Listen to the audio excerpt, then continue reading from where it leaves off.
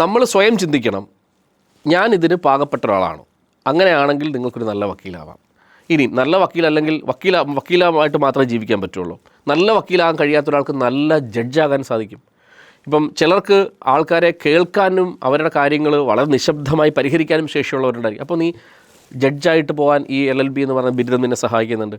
ചിലർ നന്നായി ക്ലാസ് എടുക്കുന്നവരായിരിക്കും, നന്നായി വിദ്യാർത്ഥികളെ മോൾഡ് ചെയ്യുന്നവരായിരിക്കും, അവരെ കാര്യങ്ങൾ പറഞ്ഞ് ബോധ്യപ്പെടുത്താൻ അവർക്ക് പക്ഷേ അത്തരം സാമൂഹികപരമായിട്ടുള്ള ബന്ധം കാണത്തില്ല. അവർക്ക് അധ്യാപകരാവാം.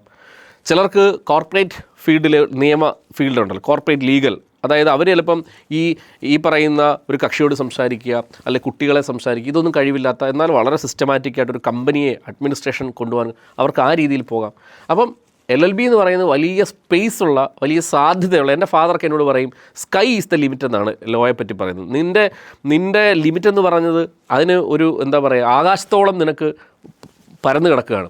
രസകരമായ കാര്യം, ഇപ്പോൾ സുപ്രീം കോടതിയിലൊക്കെ നമ്മൾ പോകുമ്പോൾ ഞാൻ കേട്ടിട്ടുണ്ട്, ഹരീഷ് സാൽവെ എന്ന് പറയുന്ന ഒരു ലോയറുണ്ട് സുപ്രീം കോടതിയിൽ. ഇന്ത്യയിൽ ഏറ്റവും കൂടുതൽ സമ്പത്ത് ആർജിക്കുന്നത് ഹരീഷ് സാൽവയെ പോലെ സുപ്രീം കോടതി വക്കീലന്മാരാണ്.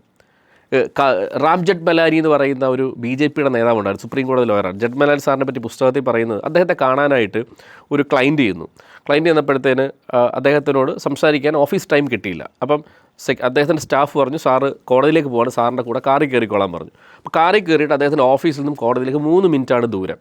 ഈ 3 മിനിറ്റ് അദ്ദേഹം കാറിൽ കയറി, റാം ജെഠ്മലാനി സാർ ബാക്കിൽ ഇരിക്കുന്നു, ഫ്രണ്ടിലിരുന്ന് അദ്ദേഹത്തിൻ്റെ കേസ് പറഞ്ഞു. 3 മിനിറ്റ് ബ്രീഫ് ചെയ്തു. 3 മിനിറ്റ് ബ്രീഫ് ചെയ്തതിന് ശേഷം അദ്ദേഹം ഓഫീസിൽ ചെന്നു. അപ്പം സെക്രട്ടറി വന്നിട്ട് ഈ 3 മിനിറ്റ് കാറിൽ നിന്ന് സംസാരിച്ചതിൻ്റെ ബില്ല് കൊടുത്തു, 3 ലക്ഷം രൂപ കൊടുത്തു. അപ്പം ചോദിച്ചു, അതെന്താ? അത് 3 മിനിറ്റ് നിങ്ങൾ സംസാരിച്ചതിൻ്റെ ബില്ലാണ്. അപ്പം അങ്ങനെ ശമ്പളം വാങ്ങുന്ന വക്കീലന്മാരുണ്ട് സുപ്രീം കോടതിയിലൊക്കെ. അപ്പം നിങ്ങൾക്ക് വലിയ അനന്തമായ സാധ്യതയുണ്ട് നിയമം പഠിക്കുന്നവർക്ക്. സാമൂഹ്യ പ്രവർത്തനങ്ങൾ ഏർപ്പെടാം. നമുക്ക് ആൾക്കാരോട് സംസാരിക്കാൻ, ഏത് സ്ഥലത്തും കയറി ചെന്ന് സംസാരിക്കാനുള്ള കോൺഫിഡൻസ് അസല്ലോ, കാരണം നിയമം പഠിക്കുകയാണല്ലോ. അപ്പോൾ ഒരു ബ്യൂട്ടിഫുൾ പ്രൊഫഷനാണ്. പക്ഷേ പ്രൊഫഷനിൽ നമ്മൾ നിൽക്കണോ, നമ്മൾ ഏതായി നിൽക്കണം, വക്കീലായിട്ട് നിൽക്കണോ, ഒരു ജഡ്ജായിട്ട് പോകണോ, ഒരു അധ്യാപകനാവണോ, ഒരു കോർപ്പറേറ്റ് മേഖലയിൽ പോകണോ, അല്ലെ സാമൂഹ്യ പ്രവർത്തനത്തിലേക്ക് ഇറങ്ങണോ എന്ന് തീരുമാനിക്കേണ്ടത് നമ്മൾ നമ്മുടെ ഉള്ളിലേക്ക് നോക്കിയതിന് ശേഷം എനിക്ക് ഏതാണ് ബെസ്റ്റ് എന്ന് സെലക്ട് ചെയ്ത് പോകുക എന്നുള്ളതാണ്. അത് സ്വയം തീരുമാനിക്കേണ്ടതാണ്.